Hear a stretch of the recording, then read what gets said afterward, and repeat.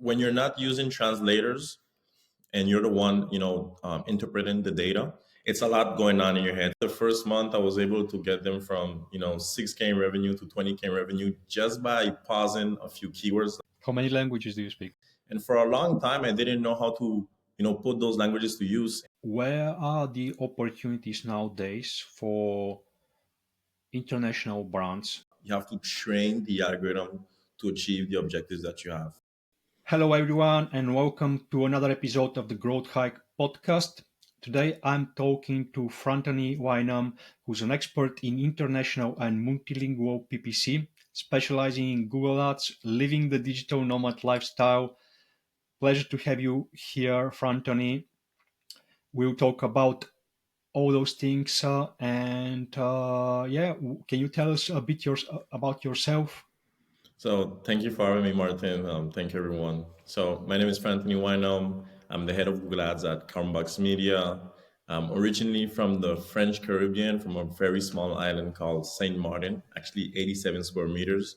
It's an island where people speak multiple languages. So from a very young age, was speaking English, Spanish, and French. My parents are from the Dominican Republic, also being French.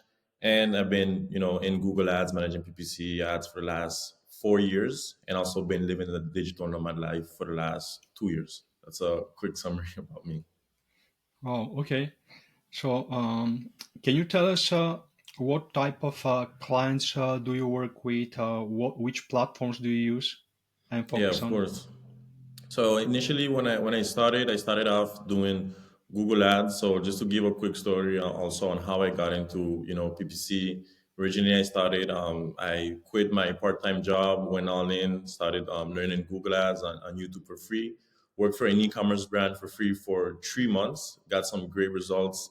Then from there, jumped on to Upwork and joined a small agency. Worked for a month, and then when I got my real experience, joined an agency and I started doing Facebook ads as well. So for the first, 3 years of my experience, well, initially all the time I was doing Facebook ads, still currently do. And also in the last 2 years, I made the switch to go all in into to Google Ads. But initially, I use Google, Facebook, YouTube ads, did a bit of Snapchat, Pinterest as well, and all mainly e-commerce. Worked a bit with some lead gen clients, but all e-commerce clients, mainly Shopify essentially. Okay, so you focus on e-commerce clients at the moment. Yeah, yeah. Right now, only e-commerce. Love Yeah, it. fantastic. I've done free work as well when I was starting out, and that was both when I was starting out in SEO and in PPC. So I can understand that, like the desire to succeed in an industry, and you want it so much that you are ready to do it for free because you like it. Yeah, so it was so when I started, I wanted to start my agency. So I got a video about SMMA, jumped in, started cold calling clients, and after like 30 calls, I realized that it wasn't for me. I actually got my first, opportunity from a friend. I was gonna play football on Sundays. We have this thing to play football, and I was just talking about, hey guys, yo, I'm doing this thing. I'm learning this like marketing stuff. And one of my friends was actually doing an internship, and he offered to present me to his boss. And I was pitching Facebook ads because that's what I learned. And then his boss told me basically, no, I only want to do Google. So I learned Google, and when I saw that the first month I was able to get them from 6K in revenue to 20K in revenue just by pausing a few keywords, like I really didn't know what I was doing that In the much. first Now, month. yeah, in the first month, looking back at it, then for me that was the proof that I just needed one testimonial to be able to get more opportunities. And from there I started working with some French brands, Spanish brands, American brands for the most part. And that's been a major part of but I did multiple free work, I would say, in my journey. It wasn't the only one. I also did another free trial, I would say, for 3 months, where I was learning how to be a head of Google Ads at an agency. A friend of mine also gave me that opportunity. I was able to learn how to work. I would mainly call it an internship now, not free work, but I was able to learn how to manage, a department, budgets. So just a lot of experience. I really love the industry, and I'm just like really hungry for opportunities. Fantastic. I've had a few guests on the podcast already that are into the digital nomad lifestyle, and I can see a trend there, like people that I don't know whether it's people that want to live the digital nomad lifestyle that get into PPC, or it's the other way around. People that do PPC get into the digital nomad lifestyle, and like I'm curious, like how did you started? How did you get into that digital nomad lifestyle? Yeah, so for me, I first discovered like digital marketing in the online world. And then I also discovered, digital nomad, which is, you could work and make money while you're traveling, essentially. And for the first 2 years of my journey, I was every day watching videos of people, day in the life of me in Bali, day in the life of someone in Costa Rica. And I was just like doing that every day, but I didn't have the financial means to do it yet, because when I initially started, I didn't have any savings. It was just like trying to make it. Like I said, I quit my part-time job. It was really, I needed to make this work. So I was just like watching videos, working, understanding a bit more, stabilizing my revenue and also my career as well, because that's really, really important in the digital nomad life. I think yes, you can travel, but you also have to be prepared. And then the third year, when I got a bit more stable, had more clients, I was also a bit more experienced. I took my first trip to go visit, at the time, one of my mentors, Clement in Slovenia, and I also visited another mentor in Greece. Then I also spent a month in Madrid. Then I spent a full year in Asia, visited Thailand, Vietnam, Laos, just traveled. And that was the first time I was actually, I would say, a full-time digital nomad. Didn't have any, like, I left my apartment. I quote unquote became a minimalist. All my clothes fit only in my suitcase, and I just left for a year. And it was truly a great experience. Just like being abroad also came with many challenges, but for me, just the cultural aspect. One of the biggest challenges was, for an entire year, every single day I was going to sleep at between 1 a.m. to 4 a.m. because I'm mainly working with US clients. So the meetings were at like 12-hour time difference. So I would just work from, in the morning and then be up at 2 a.m., 3 a.m. having calls with clients. It's like super dark behind me. And I did that consistently for a year. And it was really hard, but it was also like the price I had to pay, because I told myself, if I'm making a choice to travel, no one, nor my team members or my clients should feel that. And it was a conscious decision, but it was really nice. Just imagine, staying up at 2 a.m. every single day, jumping on calls, and then you're waking up, you have like 7 hours ahead. I felt like I was in the future at times, because I would be like 7 hours ahead of like France, and also 12 hours ahead of the US, and it really allowed me to open up my workflow, discover new cultures, new language. I also learned Thai for a bit as well. I know a few words, learned a little bit of Vietnamese as well. So just opened up my language skills even more. How many languages do you speak or know? So, so I speak fluently four languages: French, Four. English, Spanish, Creole, and I would add a bit of Thai. I would add fifth. And currently, one language I'm really working on is to learn Portuguese. It's really close to Spanish, so I Yeah. understand, I would say, 30% of Portuguese. Wow. So language learning is never something I had to intentionally do. Like I mentioned, the particularity of my island is that it's a French island, so I'm, French passport, but everyone speaks English, and then you have a mixed culture of a lot of Dominicans. There's actually 150 nationalities in my island when they did the check, so it's a very multicultural. And growing up, I would wake up, I would speak Spanish with my mom, English with my dad, go outside. I would speak some English with some friends, Spanish with other friends, Creole with others, and then in school we'd all speak French. But then as soon as we got out,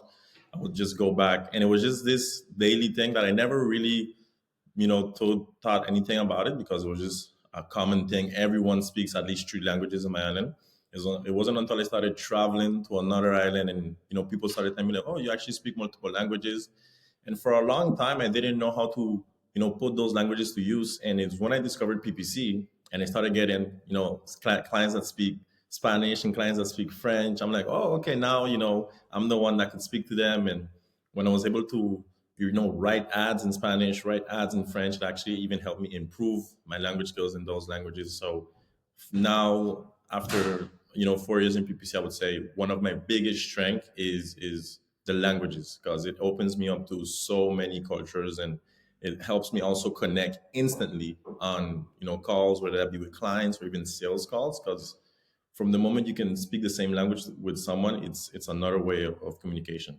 It doesn't work all the time because I don't speak all the languages, unfortunately, but for the few that I speak, it helps out. Yes, I can imagine that. How many countries have you lived in? So I lived in Madrid. Yes, I lived in Madrid. I lived in Thailand. I lived in Vietnam. I spent, like I said, two. I lived also in the Caribbean for like 18 years of my life. I lived in Martinique, another island in the Caribbean, and I also lived in France, in two different cities. So about that's like four or five. So if I go back, Vietnam, Thailand, Martinique, and France, like four countries, potentially yeah, five. I take some islands in the Caribbean just to group them up. I'm so jealous. I'm not well traveled at all.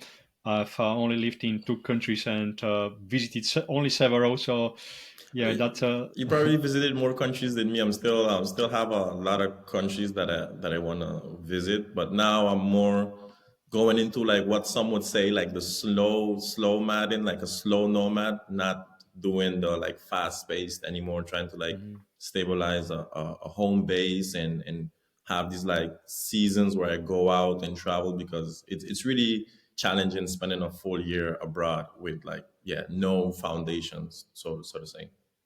Yes. Okay. Let's talk PPC. First, can you tell me what are the challenges managing international and multilingual campaigns? Yeah, so some of the challenges are, well, like you mentioned, multiple languages.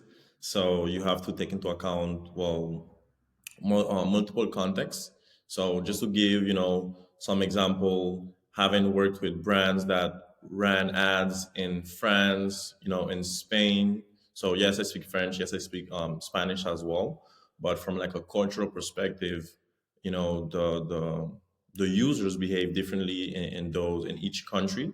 So to bring it back down just to Google Ads on like a campaign level, well, when you're not using translators and you're the one interpreting the data, it's a lot going on in your head. So imagine I'm putting an account where we have three campaigns in French, three campaigns in Spanish, and then three campaigns in English. Well, since I'm able to speak all of these languages, I'm able to also analyze it. So one of the challenges is just like the constant context switch. Like I'll go in, analyze three campaigns in English, put myself in that context. If we're targeting the US or we're targeting the UK, there's some cultural aspects to take into account.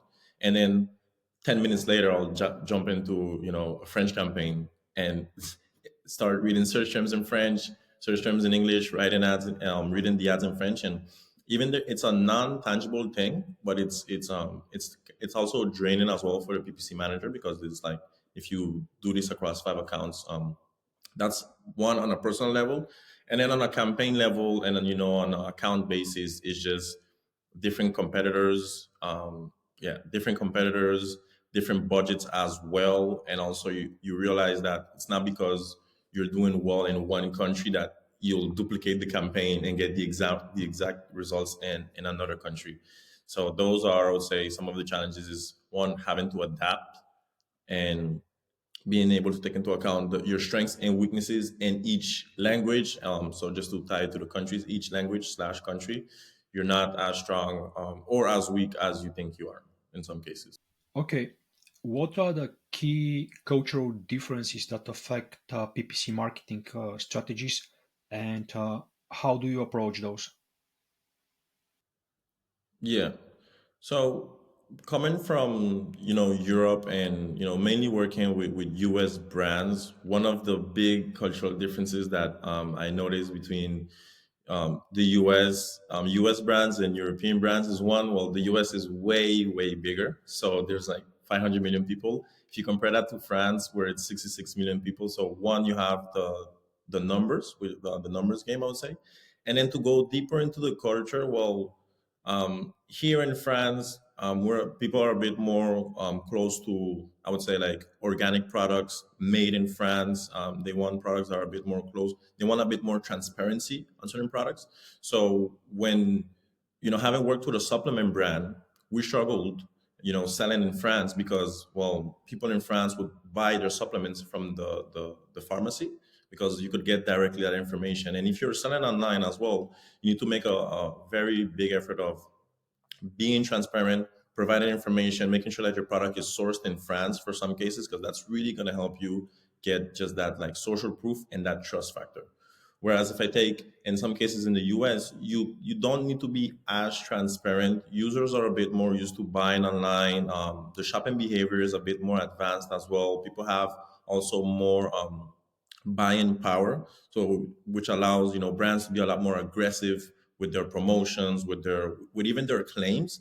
Certain claims can be made here in France, for example. And to give one very specific example is in the supplements and also like health fitness, you can, for example, here in France, you can run ads for dentists and dermatologists or doctors, whereas you can do that in the US. We have what we call in French la déontologie, which doesn't allow medical practitioners to promote their activities. Whereas if you take in the US, you can. Also, give some example in Asia, dentists can actually run ads and send you SMS pushes as well. So those are some real examples of like big differences in certain industries across different countries. Right. And when it comes to keywords, how do you approach keyword research for different languages and regions? So in cases where I speak the language, I just do it myself. So I'll give, examples specifically, French and Spanish, because I mainly work with US brands, but those are the cases where my language skills help me out a lot more. Is in cases where it's in French, it's not very different from how I would do keyword research in the US, for example, for USA brands. But the big difference is how I go about getting the information. I'll be a bit more analytical when I'm searching for like keywords in France, because maybe there's a bit more digging to do or read more blogs, do a bit more work, because once again there's less information depending on the niche as well. Whereas in Spanish, same approach. Go through blogs, competitor analysis, look at how the competitors are doing their keyword research. Well, I mean, how they're setting up their keywords.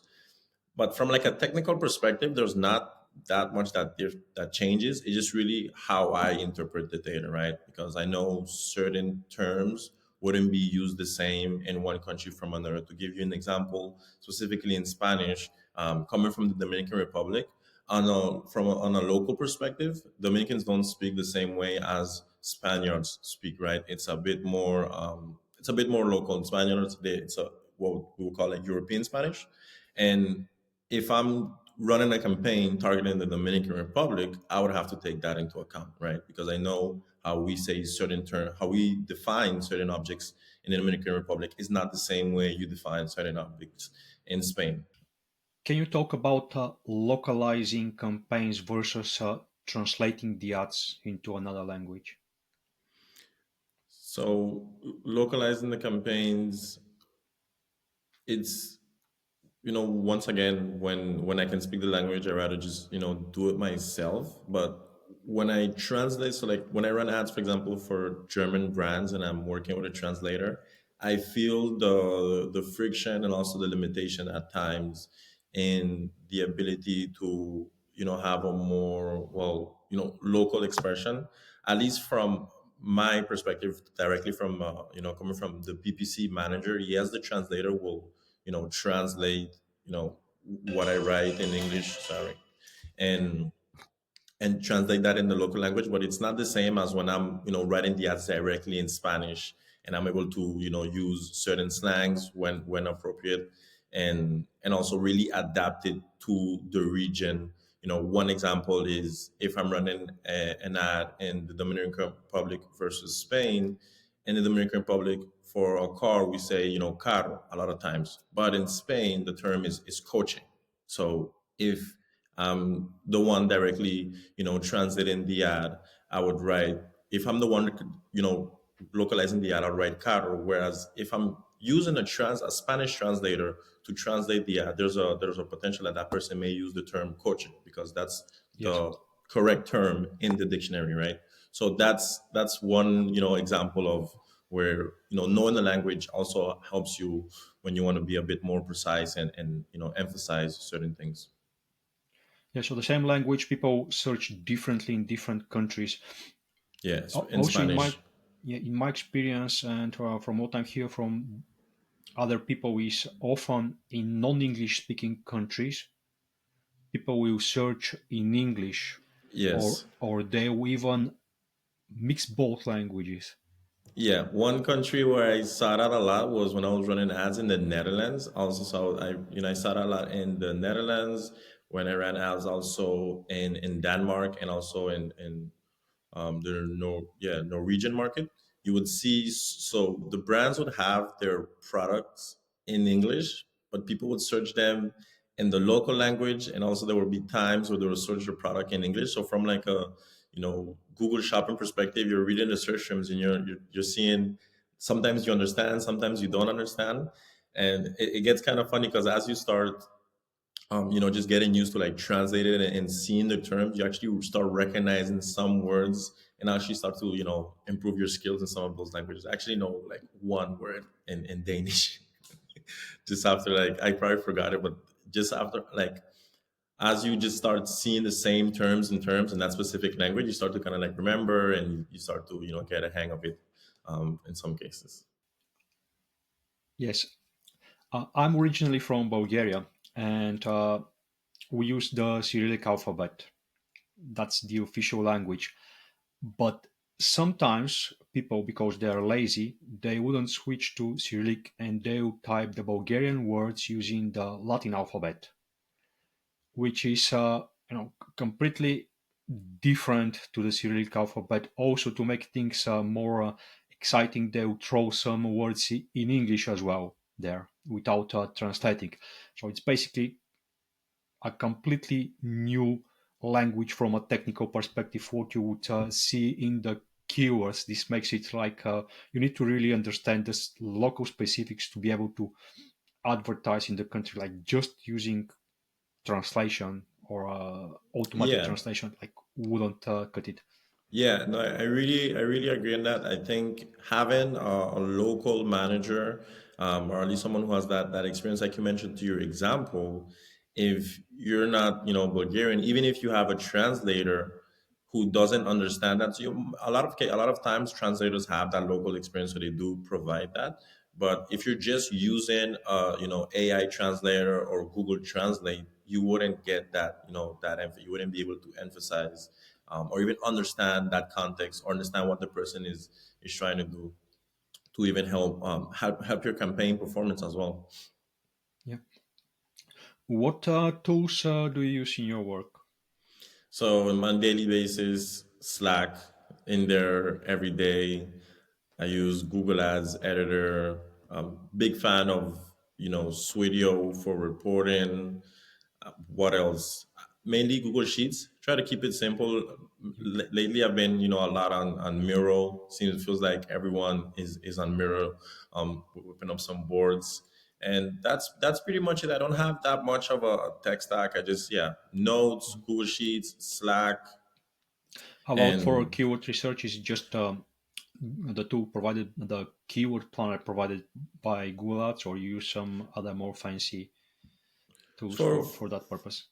So for keyword research, I use the keyword planner. I love the keyword planner. Also, a lot of third-party tools do rely on Google Ads API in some cases for their keywords. So there's some overlap in terms of the data provided. But I use the keyword planner, a bit of SEMrush. I use SEMrush as well for keyword research, and also just a lot of Googling. Just dropping in, just Googling, going from one brand to the other, and main best way as well for doing keyword research is also speaking to the client. That's been something that I've been doing lately. Is when I jump on calls with clients, I just open up the search terms and just say, "Hey, what do you think of these search terms? Do these terms actually make sense? Is this something that you would type to buy your product?" And that's been helping me a lot more in terms of getting better at like getting more, I would say, straight to the point in terms of like the keyword research and getting the good keywords. How about Gemini, ChatGPT? ChatGPT, yes, I use ChatGPT not on a daily basis. I mainly use ChatGPT to help me synthesize like text, or I'll also like proofread what I'm writing, and that's about it. I should be based on the AI experts. I should be using ChatGPT a bit more, getting the hang of it. But for now, just for those few tasks. All right. And do you advise on the optimization of the landing pages, conversion rate optimization, things like that? And how do you actually do that in foreign languages, especially if you don't speak those languages? Yeah. So when I don't speak the languages, it's a bit, you have to be a bit more careful in terms of what you advise. So one, you could get an expert, but in terms of advising on, CRO recommendation, landing pages, I've really grown out of just being a Google Ads media buyer and just now taking care of growth. So yes, we send traffic. We are, traffic managers who send traffic to the landing page. But if they're not converting, the next step is, figuring out why. And, to do that, I use tools like Hotjar to allow me to analyze, user behavior on the website, heat maps. And in different languages, what you notice, well, in different regions, you notice that people behave differently on the website. You'll notice that, for example, certain conversion rates standards are not the same in every country. Like that 1 to 2% that is the minimum for brands in the US is not necessarily the case, for brands in countries like Latin America and countries like South Africa as well, having run brands or having run ads in those countries as well. It's not the same standard. And from a landing page perspective, the copywriting, well, I'm not a copywriter, so from that perspective, you get an expert. But if it's still the same thing, if it's a Shopify website, it's if this you go with the same methodology. So it's test and iterate, look at what's working, what's not working, and you just go from there. But the big difference is the cultural differences in terms of recommendation. One interesting tip. I don't know if it's still the case today, but when I was running ads for that South African brand, I actually found out through the client that Facebook, well, Meta today, was actually running radio ads to get people to use Meta in South Africa. They were Wow. running radio ads.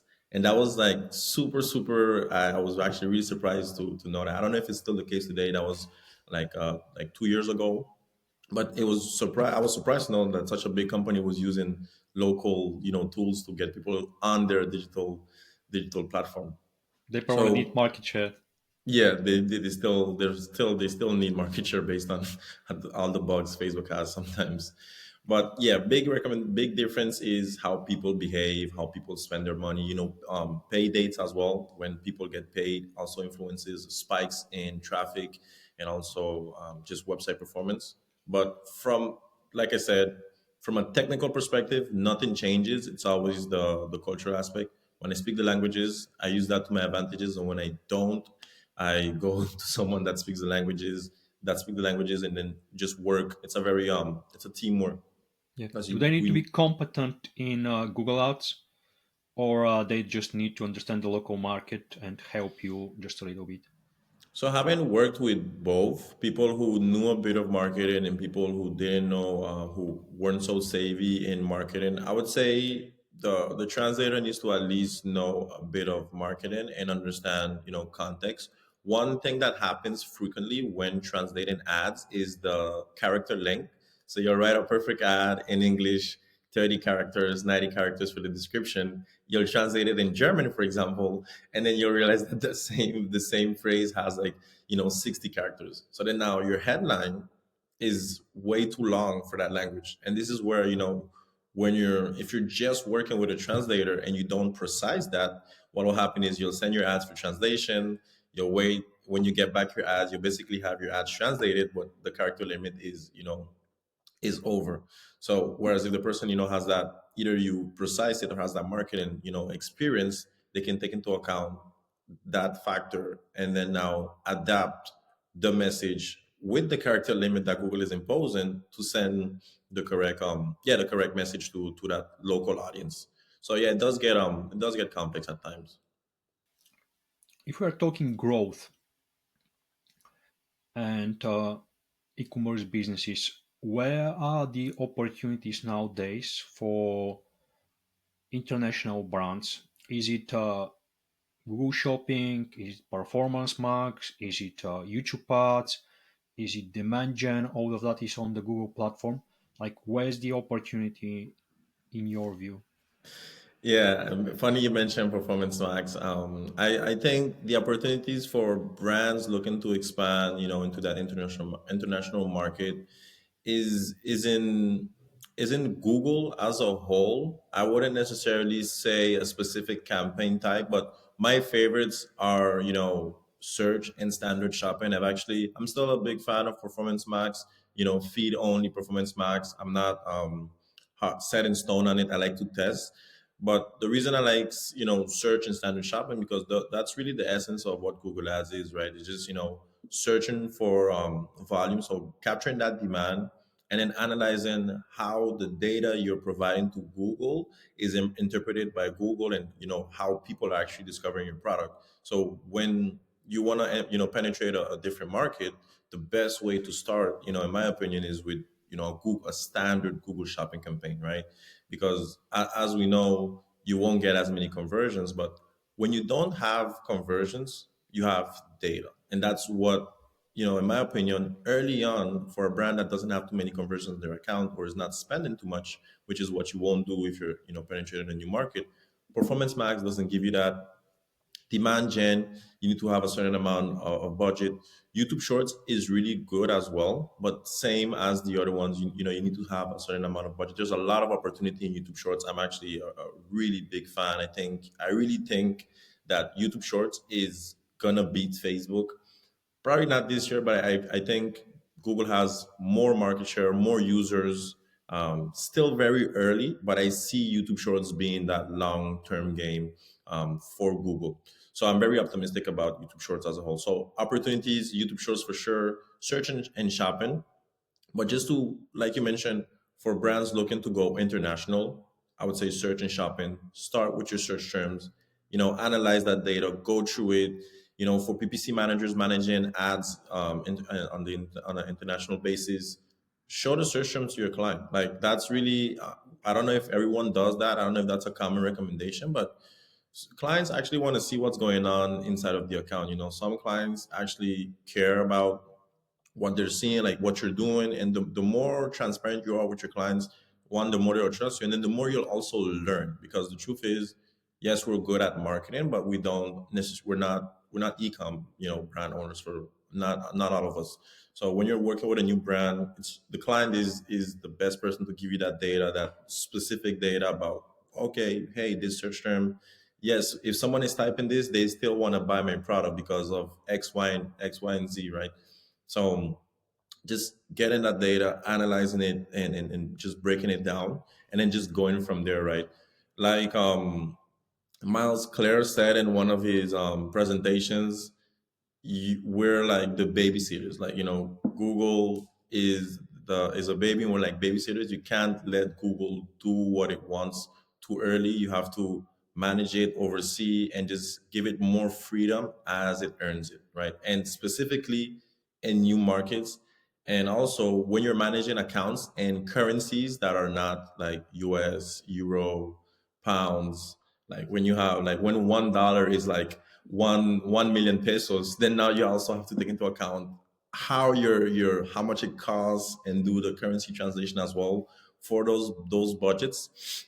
And that's why it's even more, I advise even more, just starting simple, manual CPC, keep it capped until you understand what you're playing into, right? Because you don't understand the language, so you can't open up the dashboard and just within 5 to 10 minutes have an idea of what's happening. You have to contact your translator, and that takes time. So yeah, early on, keep it simple. You know, cap your budgets, go slow, learn what you're doing, like learn the culture, learn the market you're targeting. If you already have some data, then go what you have, but do not go guns blazing, p max conversions, let's go, let it rip, $100 a day budget, broad match. If Google doesn't have that data, if you haven't trained your algorithm, this is a one thing that Costas, my mentor and our CMO at the agency, says a lot. You have to train the algorithm to achieve the objectives that you have, and it starts with the manual work. That's the hard part. It starts with like I said, CPCs, product titles, and search terms, because that's really what Google is about. So those are the opportunities. Just a bit broad, but those are the opportunities that rely. There's still so much opportunity for e-commerce. It's I Yeah, think it's really the best time to have an e-commerce brand. yeah, love the analogy there, the Yeah, babysitting. Okay, yeah. can you share some success stories, something that you've been working on, some campaigns that you are proud of? Yeah, so I actually have a few. I'll mention the ones that I would say touch me the most. So this success story is one. Once again, I'm mentioning Costas. Big shout out to Costas, my friend and mentor. So I was managing this account, this fashion brands account, and it was early on. It was my first year managing this account. So when I started, it was really not fun for me. I was always stressed and jumping on calls. I honestly thought every client hated me. I truly believed every client hated me.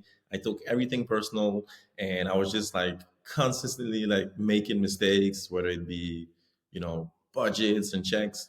And then there was this one client that had a sale, right? And the sale needed to launch at 12 a.m. US time. I was, here in France, and I launched the sale at 12 a.m. France time. Looking back, it was obvious, but I don't know what happened. I launched the sale, I go to sleep, and then keep in mind this client was already, stressing me out because I was making mistakes and I was just overreacting. When I wake up the next morning, I receive first thing I do is I open my emails. I see an email from the client asking me like, "Hey, why is the sale up?" And then there I started, like I was panicking. I got anxious. I couldn't open my laptop. I was scared. I even wanted to leave the agency at that time. And I was another agency, and my friend Clement told me, no, it's okay.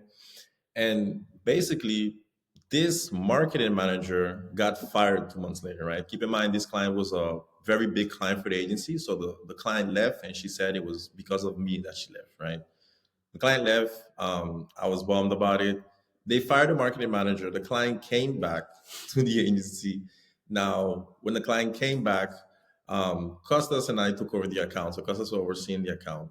And basically, we took over the account and scaled the account and kept the client for like 2 years on later. So that was like just like a prove that, yeah, well, one, yes, I was also also making mistakes, but it was just like a mismatch of like relationships, right? Like the marketing manager, her way of managing things didn't go align with my way of doing things, and I was also really stressed and overreacting. But like once we brought on Costas, it really helped out. And that's the reason I mentioned that, is because the next story, it's a bit shorter that I'm going to present, is also the one of Carbonbucks Media. Basically, now it's been 2 years I've been with the agency, and like I said, Costas and I, we know each other for 3 years. We worked across 4 agencies together. So I met him my first year working, and basically, I always say he's a beast, and he's like one of the best physical guy I know. And when I joined the agency, I was originally doing Facebook ads. So it was a Facebook ads agency first. We were only doing Facebook ads. So Costas joined the agency. The first year was created. It's been 3 years now. And then we would always jump on calls. He would talk to me about, hey, I'm doing this cool stuff with like Jordan and Brandon. And then he brought me on, right? Initially, I was doing like Facebook ads, but there was a part of me that's like very competitive. And I couldn't I couldn't see myself being better than Costas at Facebook ads. I was like, there's no way I'm gonna beat this guy. He's like too good. And that's when I told Jordan, I was like, hey man, let's start a Google Ads department. I'm gonna go all in into Google Ads. Let's do it. And that's when I started. We created the Google Ads department. We started upselling clients, and basically that was January 2023. And a year and 6 months later, we're now at like between 15 and 20 clients. We already have one full-time employee, and I'm still not at the level like Costas is, but that driving me allowed me to find a way to work with him, because my goal, I didn't want to always be like quote unquote the mentee. I wanted to like feel like I'm at the same level. So that like internal part in me, and also having him, just having someone to look up to in the industry so close, allowed me to create what we have today, something that I'm really proud of. And yeah, we also have last success story, our brand, Bijou Build, that we've been able to scale to $1 million so far this year, and that's been a really really great story. It's been so fun working with Amanda. So a few success stories there, they all Yeah. tie hand in hand. Just wanted to share those. Yeah, the first one, this that one seemed to be quite stressful, and I can relate to that. I've made mistakes in the past, Yeah, costly mistakes, losing clients, and all those things. And working in digital marketing can be quite stressful yeah. as a whole. How do you deal with that aspect of work? How do you deal with stress? Yeah, I agree. Like it's especially in e-commerce. That's the only I would say sometimes when I think about you guys doing lead gen, it's a bit more stable. It doesn't move as much. E-com never stops. Well, Like it it's does, it active. does, but Well, that's the opinion I we have. can debate on that. But Yeah, that's probably a debate. I'm always like, man, the lead gen guys have it so chill. Like there's no like ongoing sales. It's but yeah, we can debate. How I deal with stress is I work out a lot. So I run. Actually, I have this goal of running a marathon next year, so I'm planning to train for that. Actually, working on that. I train calisthenics as well.